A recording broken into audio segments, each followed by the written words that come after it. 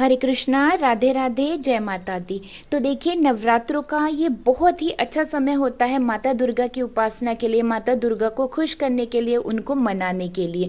तो सभी भक्त अपने अपने तरीके से माता दुर्गा की पूजा करते हैं। बहुत सारे भक्त तो विधिवत पंडित जी को बुला करके कलश स्थापित करवा करके उनकी पूजा सेवा अर्चना वंदना करते हैं।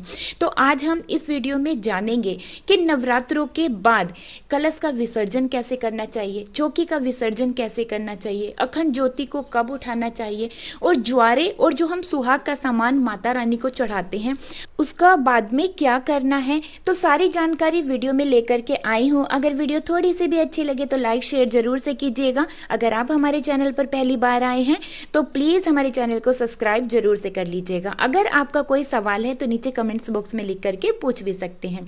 तो देखिए, नवरात्रों में बहुत ही सरलता से माता दुर्गा को आप खुश कर सकते हैं। सभी भक्त माता की अपनी अपनी तरीके से पूजा सेवा करते हैं। बहुत सारे भक्त ऐसे भी हैं जो कि पंडित जी को बुलाकर विधिवत कलश स्थापना करवाकर, मंत्रों द्वारा कलश की स्थापना करवा करके माता रानी की पूजा सेवा अर्चना वंदना करते हैं। देखिए, 9 दिनों तक नवरात्रों में माता की पूजा सेवा की जाती है। उसके बाद में ही सही विधि से चौकी का विसर्जन किया जाता है, जोत का विसर्जन किया जाता है, नारियल को उठाया जाता है, ज्वारों का विसर्जन किया जाता है।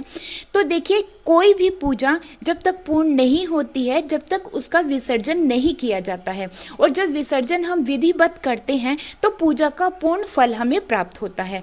तो देखिए, 9 दिनों तक जब माता की हम पूजा सेवा करते हैं तो पूजा में जिन चीजों का इस्तेमाल हुआ है वो सारी चीजें सिद्ध हो जाती हैं। देखिए, 9 दिनों तक माता की पूजा सेवा की जाती है और फिर 10वीं के दिन जो है चौकी का विसर्जन किया जाता है। फिर चाहे आपके यहाँ पर अष्टमी पूजा होती हो या फिर 9वीं के दिन आपके यहाँ कन्या पूजन होता हो, लेकिन जो चौकी का विसर्जन है वो 10वीं के दिन सुबह में ही किया जाता है। अब सबसे पहले जान लेते हैं कि नवरात्रि व्रत का जो है वो हमें पारण मतलब कि व्रत को कैसे खोलना है और कब खोलना है। तो देखिए, बिल्कुल आपके ऊपर है कि आपके यहाँ पर अष्टमी पूजन होता है तो आपको अष्टमी के दिन कन्याओं को भोजन कराना है, और अगर 9वीं के दिन पूजन होता है तो 9वीं के दिन आपको कन्याओं को भोजन कराना है।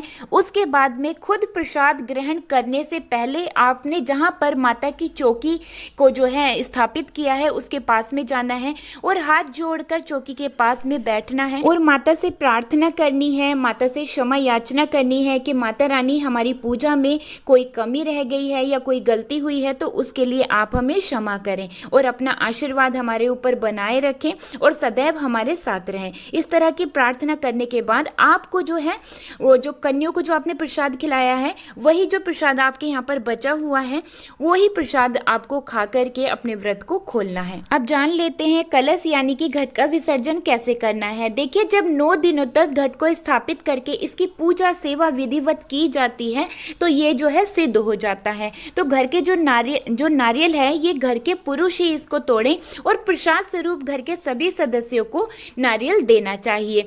और जो नारियल में से जल निकलता है वो छोटे बच्चों को देना चाहिए। आप जो घर में बुजुर्ग हैं उनको दे सकते हैं। और देखिए, जब हम घट की स्थापना करते हैं तो उसके नीचे हम जो है अष्टदल कमल बनाते हैं चावल से, ये स्वास्तिक का चिन्ह बनाते हैं चावल से। तो उन चावलों को पक्षियों को डाल देना चाहिए। और जो देखिए, हम माता को श्रृंगार अर्पित करते हैं, उस श्रृंगार का बाद में क्या करना है, तो घर में जितनी भी सुहागन महिलाएं हैं वो उस सुहाग को ग्रहण कर सकती हैं। देखिए, मैं आपको यहाँ पर अपनी बात बताती हूँ। तो मैं जो माता रानी को सुहाग अर्पित करती हूँ वो 6 महीने तक माता रानी के पास इसी तरह से उनके पास रखा होता है। और जो फिर दूसरे वाले नवरात्रे आते हैं तो मैं उनको नया श्रृंगार चढ़ाती हूँ और जो पुराना वाला है तब वो माता रानी मुझे दे देती हैं और मैं उसको जो है पहनती हूँ। और देखिए, जो कलश के ऊपर चुनरी बंधी होती है तो उसको आप फोल्ड करके घर के मंदिर में रख सकते हैं। जो आम के पत्ते लगे होते हैं उनको आप घर के गमलों में डाल सकते हैं। और जो सिक्का होता है, जो हम कलश के अंदर जो सिक्का डालते हैं, उस सिक्के को आप लाल कपड़े में बांध करके अपनी घर की तिजोरी में रख सकते हैं। सुपारी को आप मंदिर में रख लीजिए। तो जी, इस तरह से आप कलश का विसर्जन कर सकते हैं। अब जान लेते हैं कि जो अखंड ज्योति हम जला लाते हैं घर पर उसका विसर्जन कब करना चाहिए, उसको कब उठाना चाहिए। तो देखिए बहुत सारे भक्तों के यहाँ पर अष्टमी पूजन होता है, मतलब कि अष्टमी के दिन कन्या जिमाई जाती हैं, और बहुत सारे भक्तों के यहाँ पर नवमी पूजन होता है, मतलब कि नौवीं के दिन कन्या को जिमाया जाता है। तो देखिए जो भी आपके यहाँ पर होता है, अष्टमी हो या फिर नवमी हो, उस दिन जब कन्या पूजन होता है उससे पहले जब हम पूजन करते हैं तो उस जोत में हम घी डाल देते हैं, और उसके बाद में फिर आप उसके अंदर घी या तेल ना डालें, जो भी है वो अपने आप उसको जलने दें, और धीरे धीरे जब पूरा घी या तेल समाप्त हो जाएगा तो जोत अपने आप ठंडी हो जाएगी, मतलब कि अपने आप ही बुझ जाएगी। कभी भी जोत को फूंक मारकर नहीं बुझाना चाहिए, जोत को खुद ही अपने आप ही शांत होने देना चाहिए। ठीक है जी, इस तरह से आप जोत का उठा सकते हैं। और जो ज्वारे होते हैं, देखिए बहुत सारे भक्तों के यहाँ पर सिर्फ एक ही नवरात्रों में, मतलब कि जो वो सर्दीय नवरात्रे होते हैं उन्हीं में ही ज्वारे उगाए जाते हैं। हमारे यहाँ पर भी उन्हीं सर्दीय नवरात्रों में ज्वारे उगाए जाते हैं, फिर उनको विधिवत सींचा जाता है, और दसवीं के दिन उनकी विधिवत पंडित जी को बुलाकर पूजा की जाती है, और वो ज्वारे जो हैं अपने भाइयों को, अपने जो बड़े हैं उनके कान पर रख करके, उनको दे करके इस तरह से पूजन किया जाता है। लेकिन बहुत सारे भक्तों के यहाँ पर जो है वो इन चैत्र के नवरात्रों में भी ये खेतरी, मतलब कि ये ज्वारे उगाए जाते हैं। तो जो इनका विसर्जन है वो हमें कब करना चाहिए? तो देखिए जो खेतरी, जो कि ज्वारे ये उगाए जाते हैं, तो इनका जो हमें विसर्जन करना है, जिस दिन हमारे यहाँ पर कन्या पूजन होता है उससे पहले जो हम छोटी सी हवन अग्यारी होम करते हैं उसमें इनको थोड़ा सा तोड़ करके चढ़ाया जाता है। उसके बाद में चलते हुए जल में इनका प्रवाह किया जाता है, इनको विसर्जित किया जाता है।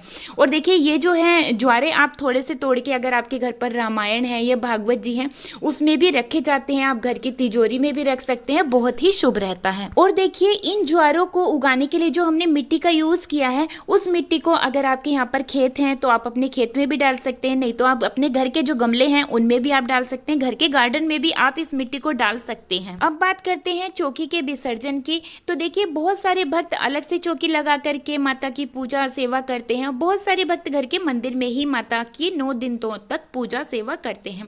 तो देखिए अगर आपने अलग से चौकी लगा करके पूजन किया है तो आपको दसवीं के दिन सुबह सुबह इस चौकी का विसर्जन करना है।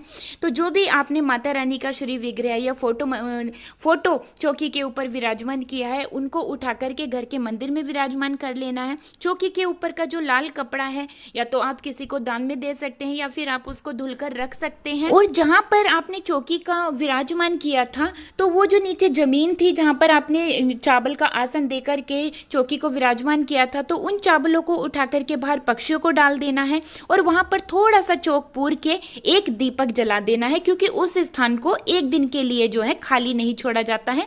तो आप इस तरह से चौकी का विसर्जन कर सकते हैं। और अगर आपने नवरात्रि पूजन घर के मंदिर में किया है तो आपने मंदिर में जो नीचे लाल कलर का कपड़ा बिछाया था या पीला जो आपने कपड़ा बिछाया तो आप उसको हटा दें और दूसरा कपड़ा बिछा दें, और मंदिर को बहुत अच्छे से दोबारा से लगा दें, गंगा जल का छींटा लगा करके आप दोबारा से पूजा सेवा अर्चना वंदना शुरू कर सकते हैं। उम्मीद करती हूँ आज की ये वीडियो आप सभी को बहुत ही अच्छी लगी होगी। अगर वीडियो अच्छी लगी है तो लाइक शेयर जरूर से कीजिएगा। अब मैं वीडियो को यहीं पर ही रोकते हुए लेती हूँ आप सभी से विदा। मिलती हूँ एक और नई वीडियो के साथ, तब तक के लिए आप सभी को प्यार भरा राधे राधे, हरे कृष्णा।